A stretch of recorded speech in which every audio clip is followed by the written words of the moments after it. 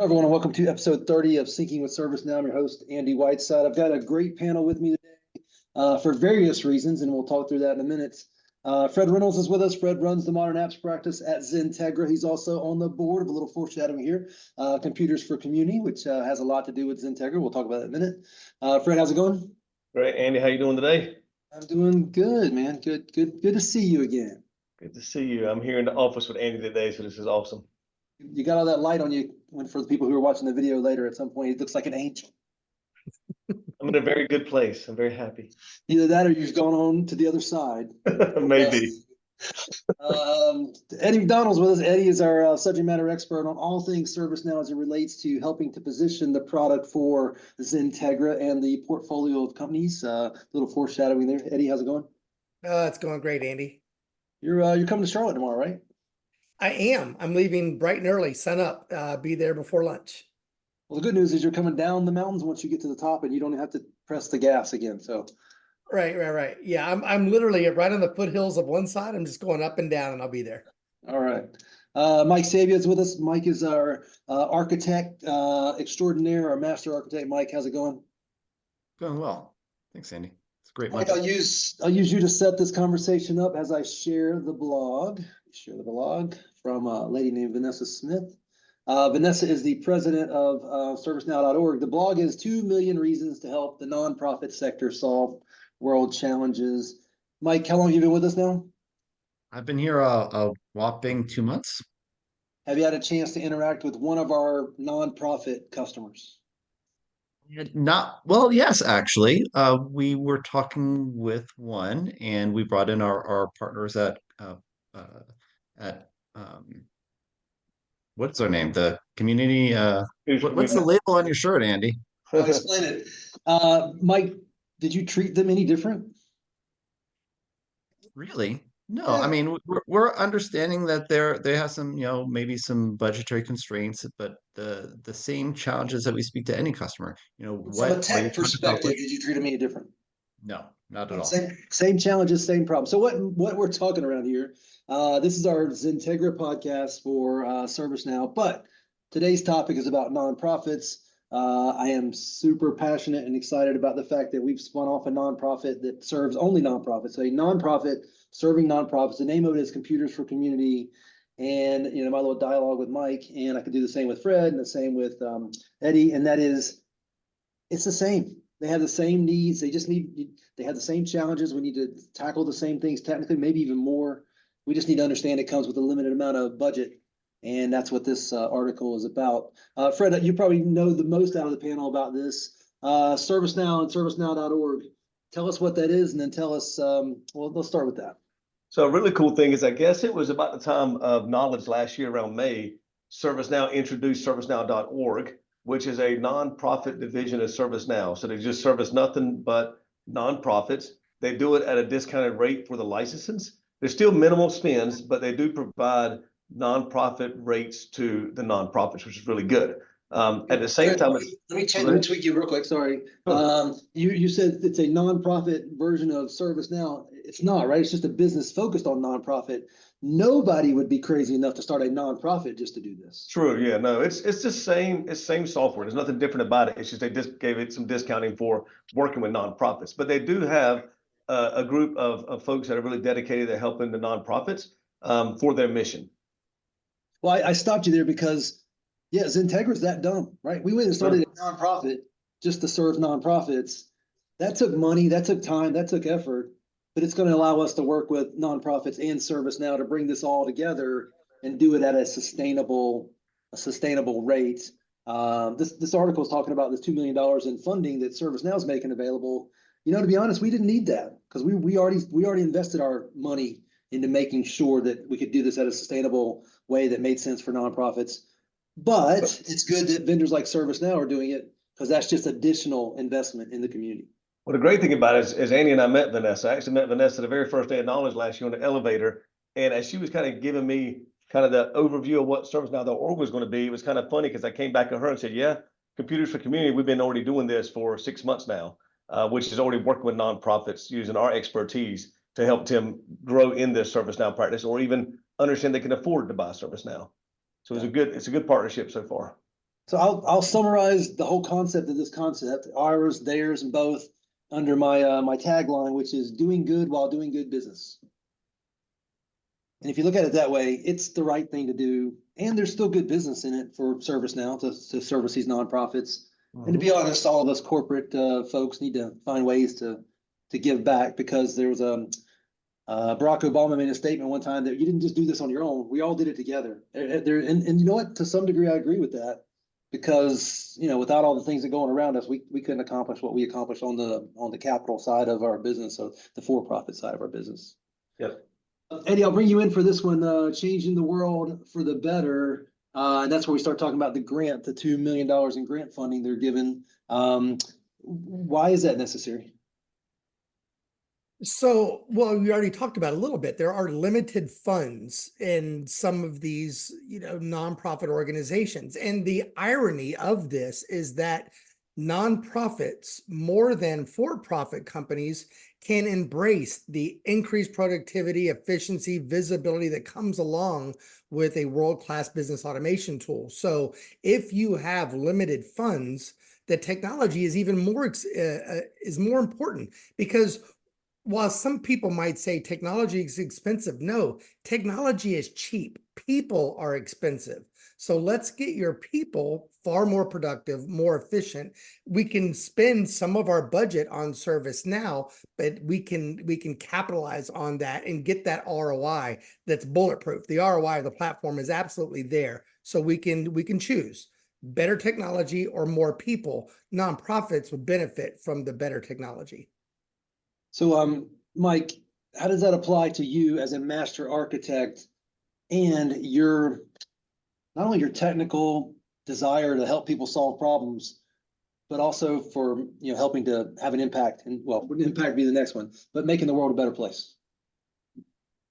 Say two things, even before answering your question. When XenTegra and I were talking about me joining the organization, Andy, you and Fred mentioned the computers community, and I was excited to the fact that I would be joining a company that's not just looking to make money. We're looking to make the world a better place. That's first of all. Second of all, as you mentioned earlier, when I work with a customer who's a nonprofit, I don't necessarily deal with them a little differently. Maybe I'll talk about the fact that ServiceNow gives some discounted licenses, but the same things apply. And I'm rewording what Eddie just said, and that is the value. If we have an organization such as a nonprofit who is tight on funds, yes, ServiceNow costs some money, but the savings make up for it, more than make up for it. Yeah. If you can reduce the number of staff that are taking phone calls, if you can, reduce the number of tickets, allow people to self-serve, have a handle on your hardware and software, you can save money for that organization so that you can focus on what's important.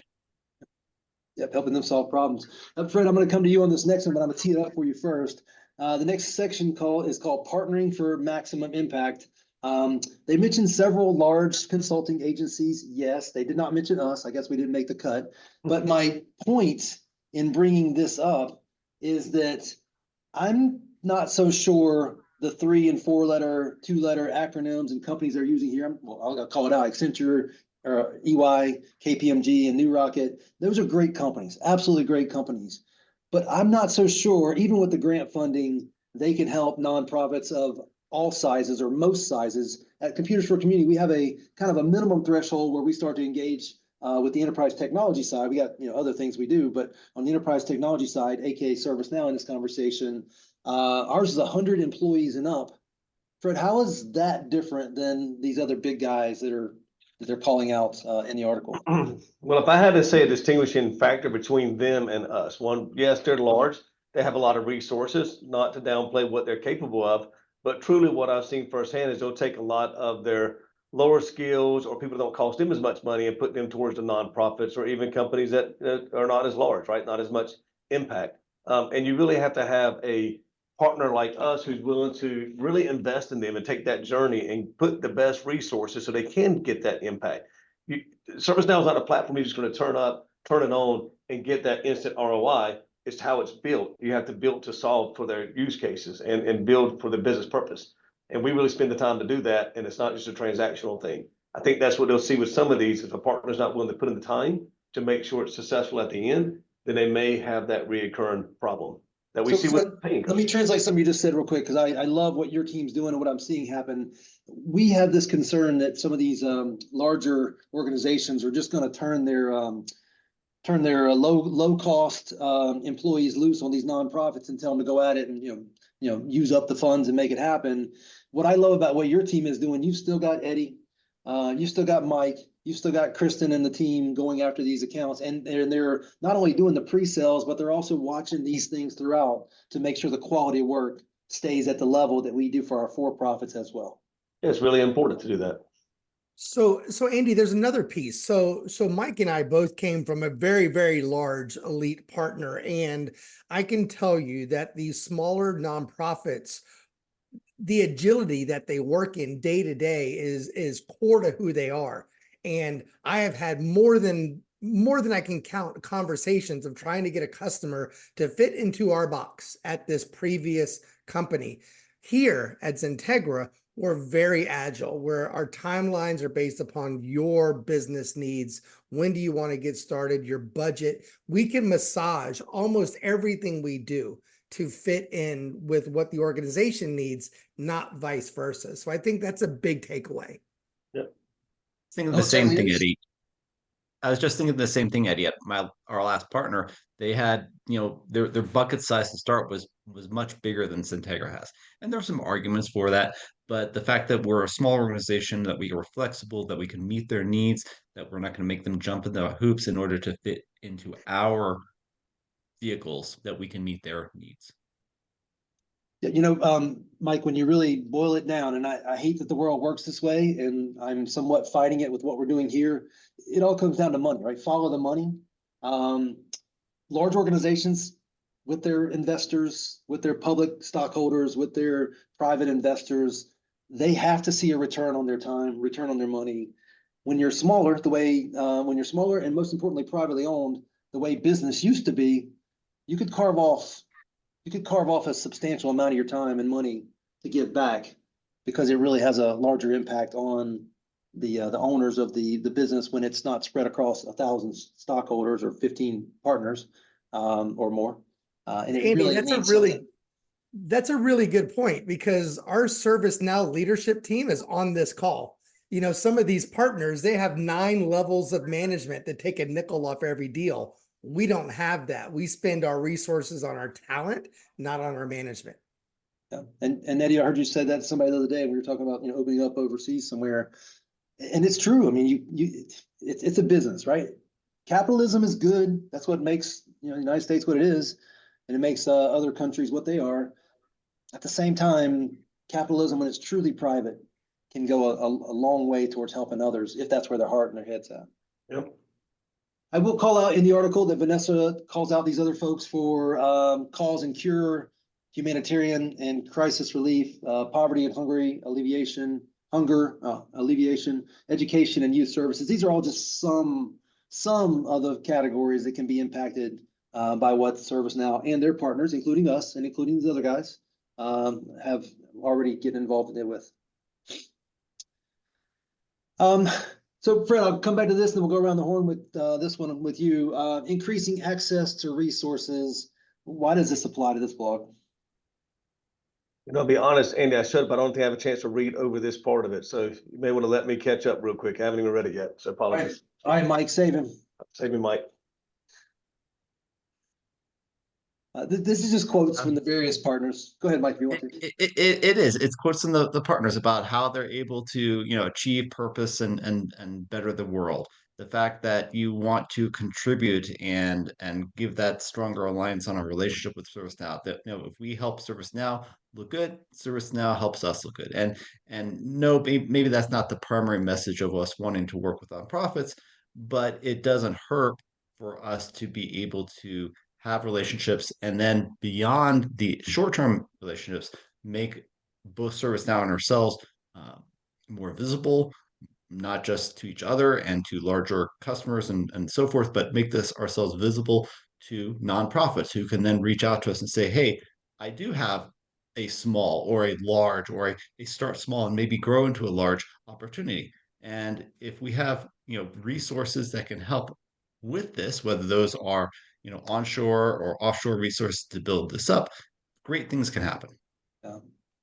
Yeah, look, again, I'll go back to you got to follow the money. ServiceNow has a heart. They're also doing this because it's good business. It's good under the environmental ESG, environmental social governance banner. Same thing for XenTegra. It's good for us. It's good to do the right things to build up that goodwill capital that we all need. At the same time, it can also just be how we're wired. You mentioned onshore. I'll add to that nearshore and offshore. If you have all those options, which the big players do, and guess what? So do we. You have really the ability to provide a very blended solution that does, again, what I call doing good while doing good business, and it creates a sustainable model for these nonprofits to be able to rely on. So Andy, now that I've caught up, I have something to say then. So increasing access to resources. So I think what they're saying here is now it's being extended to the partner community. We were already doing that with our free assessments that we provide to them. We're providing that to our nonprofits too. We're already working with a couple of nonprofits now, helping them with their CMDB, helping them with a foundational thing. They put ServiceNow in and they've struggled to make sure it worked like they needed it to. And through our micro assessments that we provide for free, we go in there, look at what they have, look at their licenses, break that down, and make a plan with them. Back to Eddie's point, a very flexible plan that says, hey, this is where our budget is, this is where we need to be, and this is where we're going. And then we work with our nonprofit rates to get a lot more from us, from our best people, to make sure that happens for them. And Fred, true or false? We were doing all that before you met Vanessa on the elevator. True, which made that so funny because I was like, we are the partner that you were looking for in the first place. Started it before you did. And then we just keep getting better, adding resources like Mike and Eddie. That's all happened since then. And I can tell, those guys love having those nonprofit conversations because it gives them a chance to work for a company that does good with partners like ServiceNow that's also doing good. And I also think that XenTegra, Computers for Community is our nonprofit, but XenTegra coming to provide those level of services for these customers, right? The nonprofits, we have a lot more that we do. It's not just ServiceNow. So we have multiple things that we support, have a lot of talent, a lot of technologies that we can support and integrate to ServiceNow. So we bring a lot to the table to help them go a lot further. I just recently had a nonprofit that was struggling for overall managed services of the whole environment. And I said, listen, we do that as well. Let me connect you. We met with them and now we're able to give them a lot better rate around managing their whole environment for them. So yeah, I think what you're saying there is not just the ServiceNow platform, but the rest of the enterprise IT ecosystem. It goes way beyond just the ServiceNow platform in terms of what we can offer. But that's the ServiceNow platform, breaking down silos and working all the other business units. And there's a lot of other technology. So you either can maybe displace it or integrate it and get more out of it. So we're able to help them with that story. Well, and whether it's a nonprofit or for-profit, my message applies. All roads lead to ServiceNow and all roads lead from ServiceNow. Yep. Sorry, Eddie, you were going to say something, I think? No, I was just reading that it just clicked that each of the companies that are commenting in this section, these are all the global elite partners. These are the biggest of the biggest partners. I've literally never gone to bat against any of these folks. They only do the very largest. So I'm thinking from a nonprofit, I can think of maybe 3 to 5 nonprofit organizations in the world that would benefit from this level of complexity. The rest of them would fall comfortably under our umbrella. And what we have to do is work with the ServiceNow team to apply for these grants and get some of that funding to go in addition to what we were already investing in them simultaneously. Hey, Mike, one last word from you. Anything else you want to cover as far as this one goes? I think we covered a lot of points. We're flexible, we're adaptable. That a lot of organizations, nonprofit, can gain benefit of ServiceNow regardless of the fact that there are these opportunities. But the fact that we have experience, the fact that we have passion, the fact that we don't have to, nickel and dime all of our 9 levels of management, that the people of this organization want to do good, and we can focus on doing that without all of those extra distractions. If I were to say to you guys, the 3 of you in general, it's not what you own when you pass on. It's who you impacted. Which one's more important? Yep, who you impacted. Yep, the latter. That's kind of how I measure life, right? How many people truly want to be there to I don't know, celebrate you versus, how many houses in Aspen did you take with you? Which is none. All right, guys. Well, thanks for the time today, and I look forward to chatting with you guys again in about a week. All Awesome. right, good. Thank thanks, you. Andy. Thank you.